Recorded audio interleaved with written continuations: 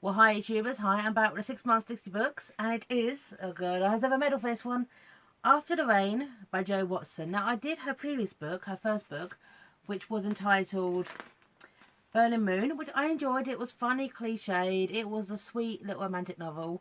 This is the direct opposite, okay? After the rain, she believes in love, he believes in logic, but his unexpected journey could change everything. I read the blurb. So opposites attract, some of each other's clothes off. Tommy Rain and Marcus could not be more different. He's a free-spirited rainbow-haired hippie who wears a suit and never shines his already too shiny shoes. She believes in auras. He's governed by logic and doesn't believe in fate, but fate believes in them. So what happens when their worlds collide and they are forced to embark on an epic road trip to catch a plane to wedding on the other side of the world? The clock is ticking, and they are seriously ticking each other off. But Stormy and Marcus are about to discover just how thin the line between love and hate really is. Oh god. Now, before I start this, I'm going to give the author a little bit of leeway here, okay, because I was thinking to the back, the acknowledgements, and this appeared, okay?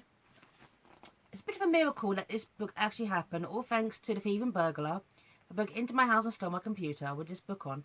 Hope you enjoyed reading it while I had to rewrite large parts of it, so whoever you are. It's a massive, big, enormous thank you needs to go out to the people who made this rewriting process a little easier and bought me energy drinks and snacks and encouraged me when I thought I couldn't take it. And of course, my web publisher forgive me the much needed extension, and now much more vigilant with backing up my work. Lesson learned big time. Okay, so I'm going to give Jo Watson a little bit of leeway with this book, a little bit of leeway. However, someone who enjoyed her first book, Burning Moon, I couldn't stand this one. I seriously couldn't stand this one. Oh my god. Okay, back in the 90s, or early, like, part of the millennium, there was a TV show called Dharma and Greg, which basically was the same premise. She was a free-spirited hippie. He was the uptight, like, lawyer. They got married on their first date, and then they had to kind of sort it all out and get their families together. It's a similar kind of setup.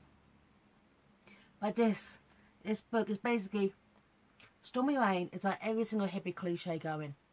Okay, I'm gonna read that now. I'm gonna focus more on Stormy Rain because she did my head in. There you go. Here you go. This is Stormy Rain. This is page 4. Okay.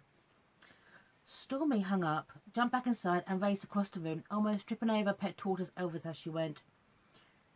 Once at a bookshelf, she pulled out her large, well-funded astrology book and reached for her reading glasses. They were the only reading glasses she'd ever owned, and well over 10 years old.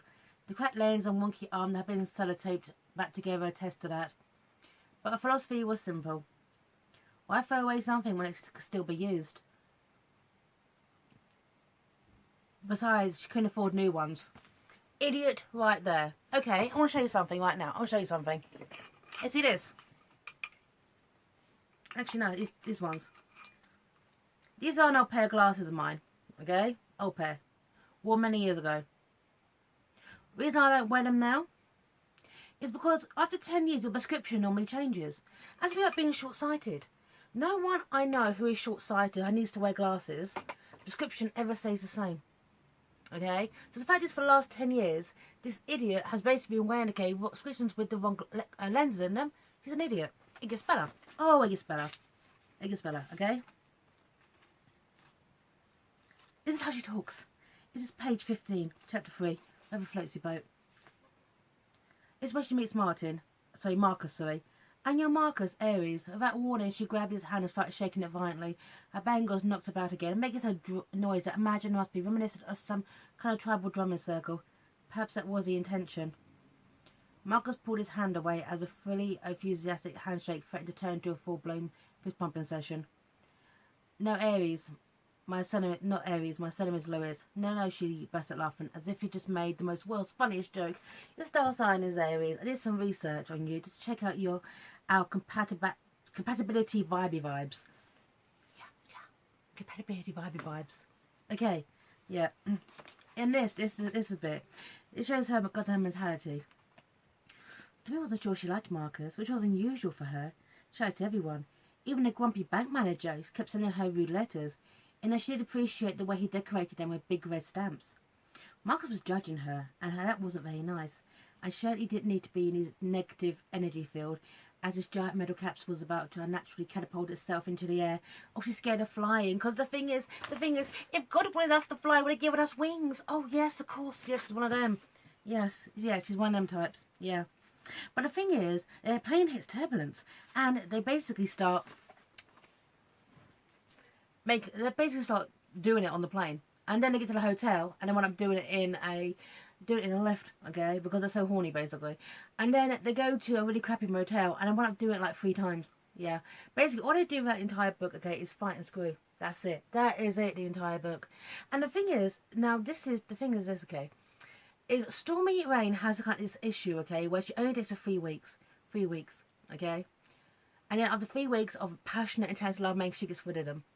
Now, hey, you do use Stormy, okay, but the thing is this, okay, in this book, not one point did anyone mention contraception.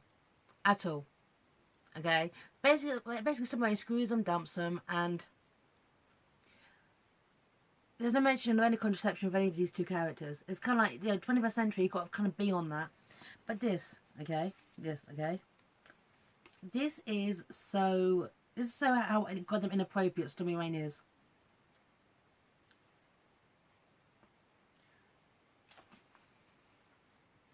Stormy never wore bras. She didn't believe in them fundamentally. Bras were designed to repress. And now that she thought about it, they'd probably be designed by a man. Actually, no, okay? I hate this in fiction, okay? We kind of don't wear bras because they were designed by a man. Actually, our ancestors wore bras. The Romans wore bras. And the modern bra was invented by Hermione Cardo. Or Cardo? Okay, so I got that from Wiki, okay? So, no. So anyone who says bras are invented by men, okay, to repress us as women is just bollocks, by the way. And I got that from a Google search. Yeah. Marcus was definitely embarrassed. She could see him looking down her dress. She couldn't really blame him. The dress was old and the neckline gaped, but she loved it and had chosen it, especially for the flight. It reminded her of a bright field of sunflowers, which was a happy thought. She wanted to hold on to during this nerve-wracking journey. She didn't mind seeing her boobs though, because it looked like he did mind, because he had gone the most bizarre shade of red. Everything suited him. May looked one of those cartoon characters whose head was about to explode. "I was okay," Stormy said breezily. "It's like you've never seen a boob before." "Shush." Marcus is looking in panic now. His eyes darted around to see if anyone had overheard her. "Do you have anything else? Do you have to say such inappropriate things in public?" "Breast, boob, tits," she teased playfully, laughing to her seam, screaming in her seat, turned to glare at her. She felt her own resignation. "So I guess you wouldn't like it if I said ass either." "You are the most inappropriate person I've ever met," Marcus hissed under his breath, "and you are the most blocked chakras I've ever seen." She was still amused by Marcus' dramatic reaction. Okay. It's a scene. They've only known each other, okay, men for a couple of hours. On this flight, okay, he accidentally stares down her top. Not intentionally, okay, he turns his head and he sees them. Her reaction is basically to wave her tits in his face and say, "Oh, well, it's boobs," you know. She's a horrible person. Stormy is just a horrible person. And here's this. She's so dumb when it comes to grammar, okay. "Hannah's teasing you. Need to be a snapper dragon about this," she shot back. "Snap. To work him out a little too loudly for her liking. It's Snapdragon," he said. "Snap, snip, snap, snapper, snapper, snap, crackle, pop, whatever," Stormy retorted. Sorry. "No, it's not whatever, actually," Marcus continued. "Geez, sorry," Stormy back sarcastically. "I didn't know I was travelling with the grammar police." She crossed her arms, starting for a little polite conversation. "I'm not the grammar police. I like things to be right," she bit back. I hate this character so much. I despise this character. Okay? This is an example, okay, of just how dumb Stormy is. We're supposed to be her wanting to get together. Basically, Marcus is uptight, so what, okay? He's uptight. If he's asked for that Bitcoin, whatever, okay? It's quite hard to get where he is, by the way. Stormy is just the worst, okay? And she's just so dumb. This is one case she needs to remember Marcus's pin. The pin is 5283, Marcus said. 52 what? Stormy asked. She'd never been good at numbers, certainly not remembering them. 83, he repeated. "How am I supposed to remember that?" "Get a pen." His brow crinkled. "Say it to yourself a few times." Stormy tried to repeat it, but only succeeded in confusing herself even more. "I know," she said. 5 is easy. That's one hand of fingers. She Showed up a number. And 28 is the easiest to remember because it's the angel number. Meaning its message is that your positive affirmations and optimistic outlook will manifest wonderful blessings into your life. And then 3 is a handful of fingers, -2. Like if you cut too often in an accident, cutting cucumbers or something painful like that. Smile triumphantly, Marcus, as the numbers fall into place in her mind as the next neat series of pictures. What?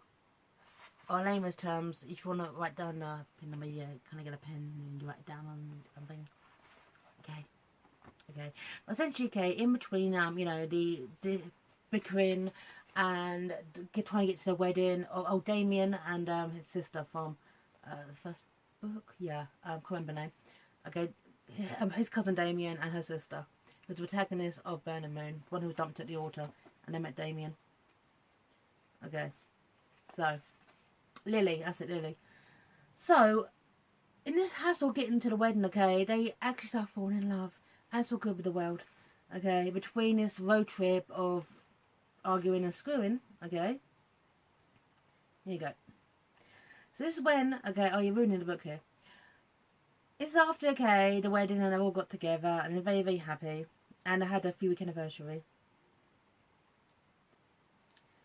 They got out of the shower, wrapped themselves up in towels. He laid it by the hand to the lounge where he left it.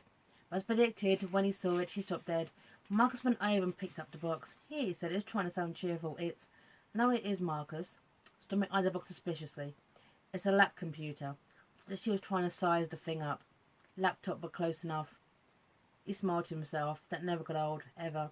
And the more he got to know her, the more extensively she'd reached this unique Stormy style English. He knew her limits either. Some of the things that came out of her mouth were priceless. He loved that about her. Oh yeah, that's so cute. Don't know. Yeah, you know something. What? It's cute, when a 5-year-old mix up words, but when it's an adult does it, no. No. Here you go. But of course, Stormy uses a typewriter because she does. What I have for you in mind you're going to need, because without it you won't be able to do this, and I've already signed you up. Marcus put the computer down and pulled out the booklet he downloaded from the internet. He researched for ages until he found the right one for her. He handed it over and gazed at it. I started reading it out loud.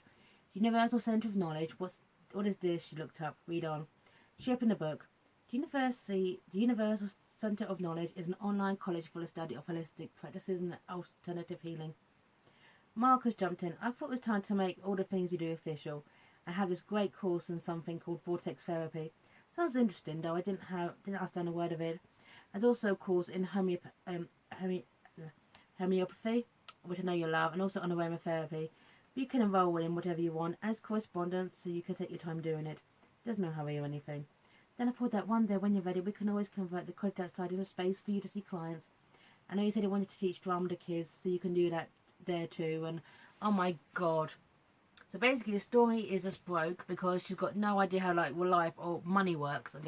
She's a free-spirited wild hippie, and who cares? The universe will take care of everything. And Marcus is the uptight lawyer and businessman who is just basically has given her her goals, and they last 3 weeks. And the thing is, I know real hippies, real actual hippies, like the original 60s hippies. They didn't act like this. No one acts like this. It's like every single hippie stereotype, and it just got annoying. Stormy is horrible, she's rude, she's aggressive, she's entitled, and all this time, I was hoping Marcus is like this deluded fool. Just kick her to the sodding curb. She's insane. Instead, no, essentially the universe or Marcus rewards her because Stormy, because she's got no job, moves into Marcus's apartment, or house, moves into his house. Basically, he's going to have everything rewarded to her. And, of course, Stormy couldn't go to university. Of course not, Stormy couldn't, go back to college. No. Stormy does a correspondence course. Does it all online. Because that's where universe works. Yeah. I really hated this book. I really hated it so much. Stormy Rain is dumb. But it's she is so dumb, she made Dharma and Dharma and Greg come across that goddamn Einstein. And I'm signing off here. I'm going to put this book in a charity shop bag. And I'm going. Bye now.